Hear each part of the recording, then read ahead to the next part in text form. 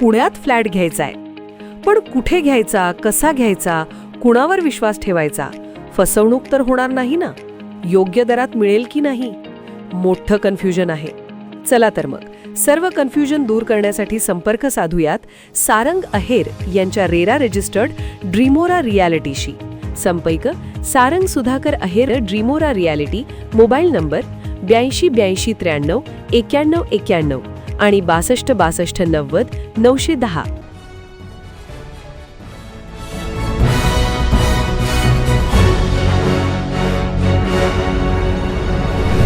आपण पाहत आहात BCCN न्यूज. रविकांत तुपकर पोहोचले पूरग्रस्तांच्या बांधावर.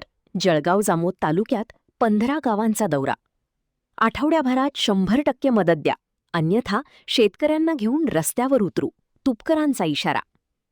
बुलढाणा जिल्ह्यात 29 जुलै ते 31 जुलै दरम्यान जिल्ह्यात झालेल्या अतिवृष्टीमुळे जळगाव जामोद आणि संग्रामपूर तालुक्यात सर्वाधिक 255 मिलीमीटर पाऊस झाल्याने शेकडो शेतकऱ्यांची उभी पिके वाहून गेली. हजारो एकरांवरील सुपीक माती खरोडून गेली, तर अनेक ठिकाणी शेतीच अस्तित्वहीन झालीय. या भीषण परिस्थितीची प्रत्यक्ष पाहणी करण्यासाठी क्रांतिकारी शेतकरी संघटनेचे अध्यक्ष रविकांत तुपकर यांनी पूरग्रस्त शेतकऱ्यांच्या बांधावर जाऊन त्यांना धीर दिलाय.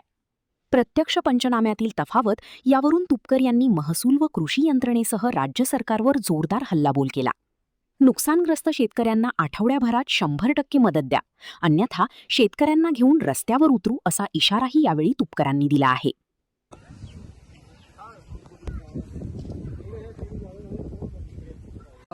याच्यावर 52 आले आणि माझ्यावर 50 आले. डिसेंबरचा वारा हे आम्हीच करेल होतो ना, आताही आम्हीच करेल ना, त्याच्यात काहीच नव्हतं ते राहिलं. बटन केलं का? ते करेल होतं आम्हीच, आताही ते आम्हीच करेल. त्याच्यामध्ये बरबाद झालं, याच्यामध्ये बरबाद झालं. होता की जो शेतसारा असतो तो आपण कमी केला पाहिजे. जर एखाद्याचं वैदिनायक राहिलंच नाही तर त्यानुसार त्याचा शेतसाराही कमी झाला पाहिजे. खरडून जाणे एक प्रकारे ती वैदिनायक राहिलंच नाही. पूर्वी कसं होतं, पोट खराब टाकलं तर ते पोट खराब वैती करायसाठी चक्रा मारा, मग त्याला काही वर्ष ते त्याला थांबा, असं होतं ना.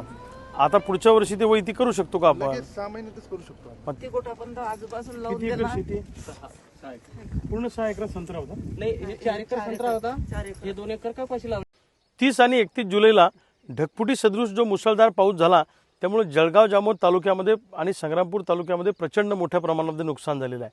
शेती अक्षरशः खरडून गेलेली आहे, मातीचा कण सुद्धा शिल्लक राहिला नाही आणि दगड शेतीमध्ये तयार झालेत.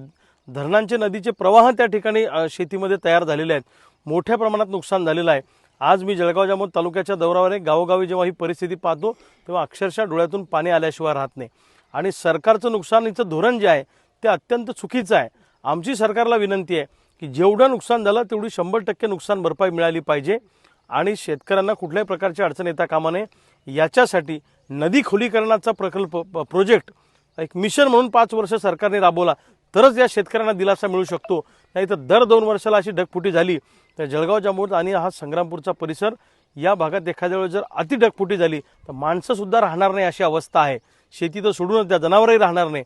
त्यामुळे सरकारनं तातडीनं दखल घ्यावी, नदी खोलीकरणाचा प्रकल्प राबवा आणि ज्या शेतकऱ्यांचं मोठ्या प्रमाणात नुकसान झालं, कुठल्याही पद्धतीचा मागच्या वेळेसारखा घोटाळा न करता, अधिकाऱ्यांनी संगनमत न करता, चिरीमिरी न करता वस्तुनिष्ठ पंचनामे करून 100% नुकसान भरपाई दिली पाहिजे. अन्यथा तमाम या पूरग्रस्त शेतकऱ्यांना घेऊन मोठं आंदोलन येणाऱ्या काळामध्ये उभं राहील.